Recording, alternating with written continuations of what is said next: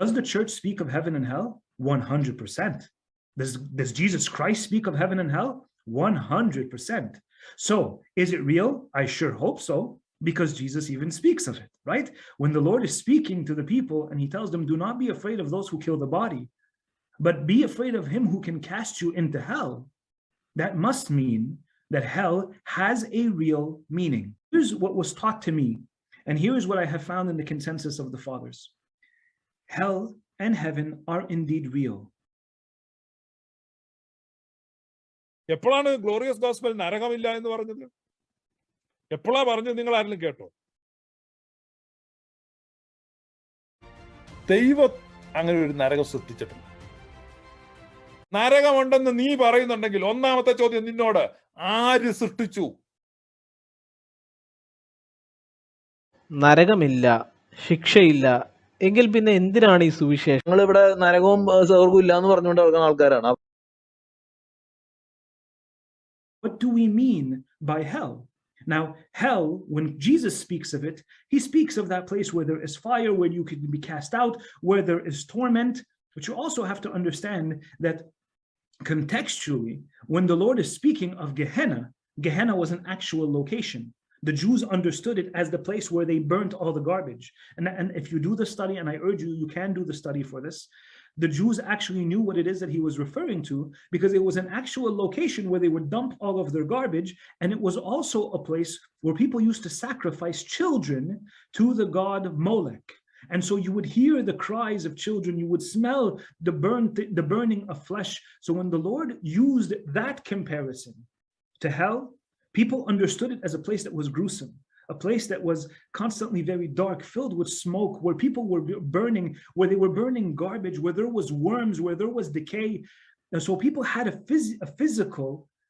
physical thing that they can compare it to. So it was an actual real place on earth, right next to Jerusalem. And so people understood what Christ was referring to. Now, some people say, okay, so that means that hell is going to look like that. Well, one thing is for sure, and you can listen to Father Gabriel's Wisa's video on this, where he asks the question, is hellfire real? Is it real fire, right? There's two points of view on this. There are some who say yes, there are some who say no, but there really is no reason for us to allude to it as if it was actual physical fire. Because again, we are talking about a spiritual state, and we know that we will resurrect in the body, and that resurrection in the body means that we will have a glorified body, or a resurrected body. But what will that mean for the realities around us, where the circumstances and the things that we feel also have an impact on us physically, materially, the way that we know it today? We're not entirely sure. But what we know for sure is that really hell is a reality where a person is tormented.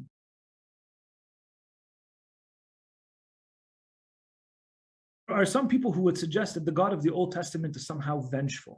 The God of the Old Testament is a God who is like bloodthirsty. And that's why we see all of these wars and this and that. What we fail to recognize is that when scripture itself testifies that I am the beginning and the end, there is no change in me, that God is the same yesterday, today, and tomorrow, those are all scriptural truths that cannot be denied. He remains faithful to his people, and he remains the one who is always the one who is compassionate, loving, and caring. It is the one and same God.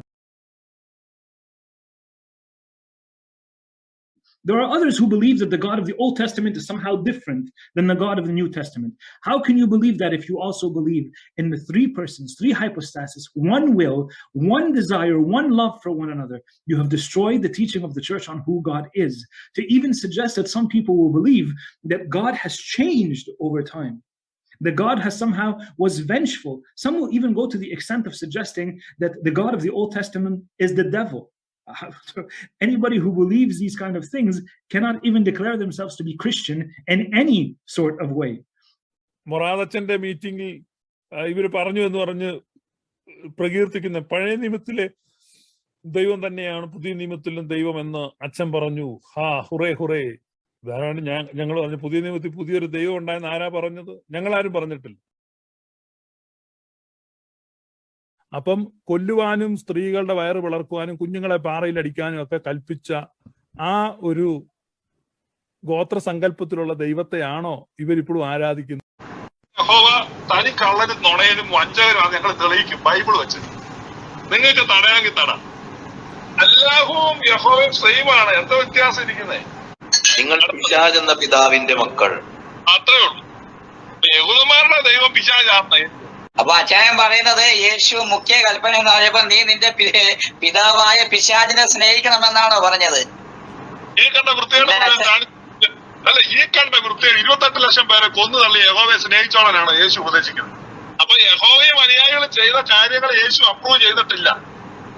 സുവിശേഷത്തിനടുത്ത് അച്ചായൻ പറഞ്ഞു യഹൂദന്മാരുടെ പിതാവ് പിശാചാണ്. അതുകൊണ്ട് അച്ചായൻ സ്ഥാപിക്കാൻ നോക്കിയത് യഹോവ പിശാചാണെന്നാണ് സ്ഥാപിക്കാൻ നോക്കിയെന്നാണ് ഞാൻ മനസ്സിലാക്കുന്നത്. എനിക്കറിയില്ല. അത് 100% അങ്ങനെയല്ലേ? കാരണം അവിടെ പിന്നെ യേശു പറഞ്ഞ അവൻ ആദ്യം മുതൽ കൊലപാതകനാകുന്നു, കള്ളനാകുന്നു, അല്ലെ? കൊലപാതകം ചെയ്യുന്ന ഒരു ആളെന്ന് പറഞ്ഞ പിശാചാണ്. അതാണ് അവിടെ പിന്നെ യേശു പറയുന്നത്. യേശു ആരെയും കൊന്നോ? യേശുവിന് അവിടെ മോശ പോയ പോലെ രാജ്യങ്ങൾ പിടിക്കാനും ആളുകളെ പതിയിരുന്ന് ആക്രമിക്കാനും പെണ്ണുങ്ങളെ റേപ്പ് യേശുവിന്റെ കാലത്ത് തന്നെ പെണ്ണുങ്ങൾക്ക് ഉപകരണമൊന്നും ഇല്ല. അവരെയൊക്കെ റേപ്പ് ചെയ്യുകയൊക്കെ ചെയ്യുന്നില്ല. എന്തോ ചെയ്യാൻ? യേശു ശിഷ്യന്മാരും 12 ആണുങ്ങളല്ലേ? അവന്മാർക്ക് ഇറങ്ങി നിർത്തി ബലാത്സംഗം ചെയ്യാൻ പോകാൻ എന്താ? അല്ലെ, ഈ യഹോവന്റെ ഇടയനാകുന്നെന്ന് പറഞ്ഞിട്ട് 2 പേജ് അവര് പുറകോട്ട് മറിച്ചു കഴിയുമ്പം യഹോവയുടെ മറ്റ് വീരകൃത്യങ്ങൾ അവിടെയുണ്ട്. ഗർഭിണികളുടെ വയറ് പിളർക്കാൻ പറയുന്നത്, സ്ത്രീകളെ വഷളാക്കാൻ പറയുന്നത്, ചിലരെ വാളുകൊണ്ട് വെട്ടിക്കൊല്ലാൻ പറയുന്നത്, വാൾ രക്തം കൊണ്ടും കൊഴുപ്പ് കൊണ്ടും നിറഞ്ഞിരിക്കുകയാണ് യഹോവയുടെ വാൾ. യഹോവയായി ഞാൻ തന്നെ വാൾ ഉറയിൽ നിന്ന് ഊരിയിരിക്കുന്നു, ഞാൻ പ്രതികാരം നടത്താതെ അടങ്ങുകയില്ല. യഹോവയുടെ വാൾ കൊല ദിവസത്തിലേക്ക് ഒരുങ്ങിക്കഴിഞ്ഞിരിക്കുന്നു എന്നൊക്കെ പറഞ്ഞുള്ള 100 കണക്കിന് ഭാഗങ്ങളാണ്.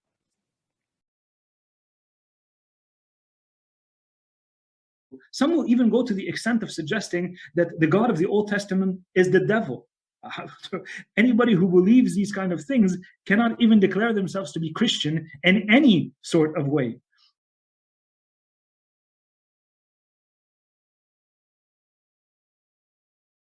Jibby, you alluded to this whole idea of every knee will bow, and so it almost makes it sound as if everybody will be saved and hell will be completely empty. And what does it even mean for hell to be empty if it is an actual place or not a place?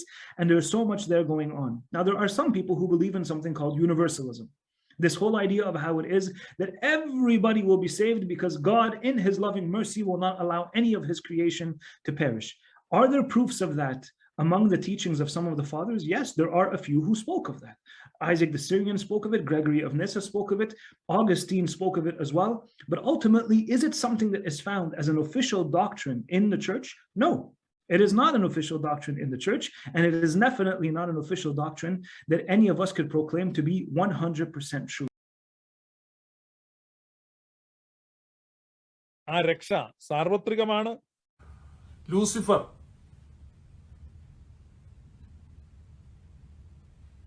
നരകത്തിൽ പോകുന്നതാണ്.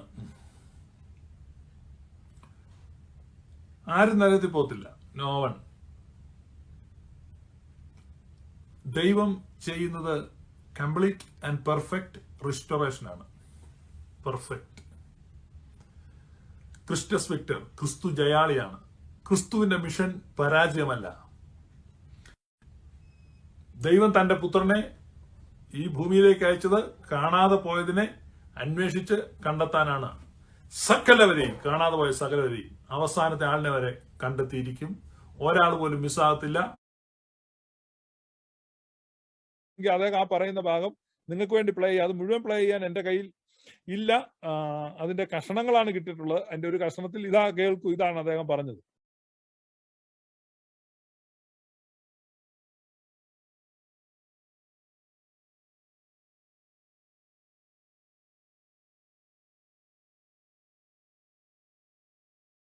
Jibby, you alluded to this whole idea of every knee will bow, and so it almost makes it sound as if everybody will be saved.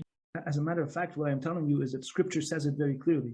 If you have a problem, take it up with Scripture. Jibby, I don't know if that's the answer you wanted, but I hope that... ആരാണ് ആ വ്യക്തി? അയാൾ hero ആയിരുന്നോ അതോ villain ആയിരുന്നോ? യേശു എന്ന വ്യക്തി പറയുന്നത്, ഞാൻ ബൈബിൾ കോളേജിൽ പോയിട്ടില്ല, അതുകൊണ്ട് കാര്യങ്ങൾ വേണ്ടവണ്ണം മനസ്സിലാകുന്നില്ല എന്നുള്ള ഒരു പരാതിയാണ് അദ്ദേഹം പറയുന്നത്. ശരിയാണ്. ഈ പച്ചൻ പള്ളിക്കൂടത്തിൽ പോയിട്ടില്ല എന്ന് പറയുന്ന പഴയ സിനിമ ഡയലോഗ് പോലെ ഞാൻ പോയിട്ടില്ല ബൈബിൾ കോളേജ്. ഞാൻ അതിശയോക്തിയായിട്ട് കാണുന്ന വിഷയം എനിക്കറിയത്തില്ലായിരുന്നു താങ്കൾ ഇങ്ങനൊരു എക്സ്പീരിയൻസ് ഉള്ള ആളാണ്. താങ്കൾ ഒരിക്കൽ പ്രാപിച്ചതിന് ശേഷം പിന്നീട് അങ്ങനെ ചെയ്തു എന്ന പെന്തക്കോസിലായിരുന്നു എന്ന് ഞാൻ വിചാരിച്ചിരുന്നു. പക്ഷെ ഇപ്പൊ പറഞ്ഞു മനസ്സിലാക്കുന്നിടത്തോളം താങ്കൾ യഥാർത്ഥമായ ഒരു പെന്തക്കോസിന്റെ അനുഭവത്തിൽ വരാതെയാണ് താങ്കൾ അത്രയും നാൾ അവിടെ ആയിരുന്നത്. ആയിരുന്നു. കാരണം അങ്ങനെ ഒരു വലിയ ഫോൾട്ട് ഞാൻ കാണുന്നുണ്ട്. റിയൽ ആയിട്ടും ബോണഗൈനായ ഒരു വ്യക്തിയേ അല്ലായിരുന്നു.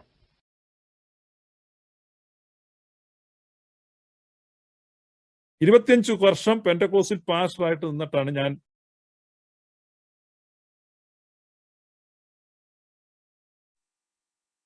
വായിച്ചിട്ട് പ്രസംഗിക്കുക എന്നുള്ളതല്ല പാറ്റേൺ. അയക്കപ്പെട്ടിട്ട് വേണം പ്രസംഗിക്കാൻ. Must be send out.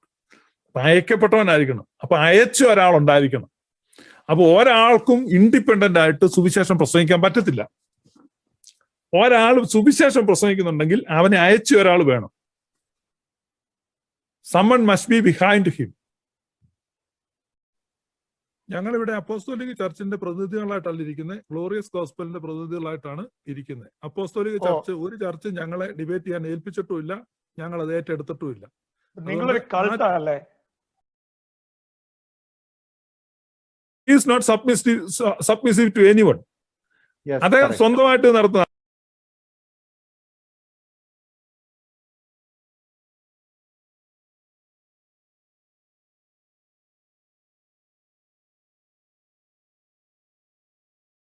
Sister എന്നെ കേൾക്കാം?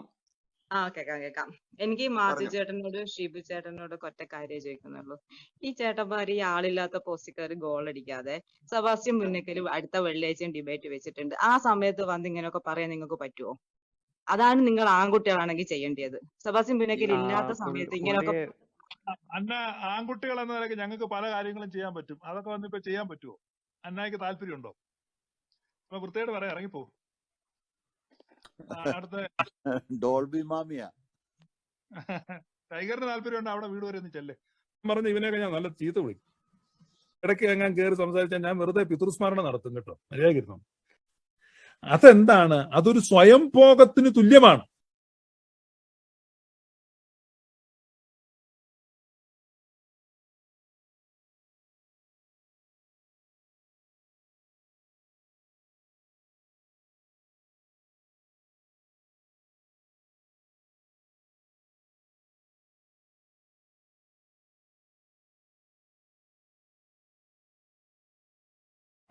വാദത്തിന്റെ കളപ്പ്, വാദത്തിന്റെ പെരുപ്പ്, വാദത്തിന്റെ ചുളിപ്പ്, വാദത്തിന്റെ വെടിപ്പ്, ഇവയെല്ലാം നിശേഷം മാറി. പെരുപ്പ്, മരപ്പ്, ചളിപ്പ്, ചുളിപ്പ് ഇതൊക്കെ മാറി കിട്ടുന്നുണ്ട്. ഹിന്ദു ക്രിസ്ത്യൻ കമ്മ്യൂണിറ്റിയെ അപ്പാടെ തുടച്ചു നീക്കുവാൻ, കേരളത്തിന്റെ ഭരണം കൈയാളുവാൻ ഇസ്ലാമിക തീവ്രവാദ സെല്ലുകൾ തയ്യാറെടുത്തു കഴിഞ്ഞു. അതിനുള്ള പദ്ധതികൾ, മാസ്റ്റർ പ്ലാൻ പൂർത്തിയായിരിക്കുകയാണ്.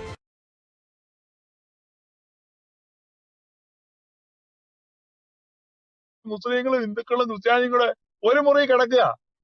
അങ്ങനെ ഉള്ള ഒരു സ്ഥലത്ത് ഇത്തരത്തിലുള്ള അവിടെ അങ്ങനെയുള്ള ആവാസ കേന്ദ്രങ്ങളിലൊക്കെ എന്തോ ഒരു സംഘർഷം ഉണ്ടാകുന്നറിയാം, എന്തൊരു അകൽച്ച ഉണ്ടാകുന്ന.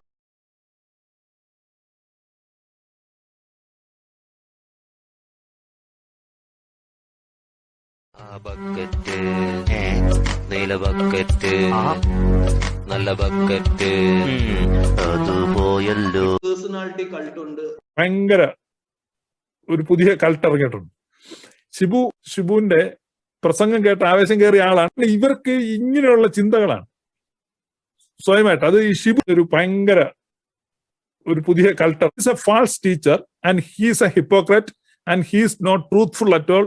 He is a self-deceiver. He is not submissive to anyone. അദ്ദേഹം സ്വന്തമായിട്ട് നടത്തുന്ന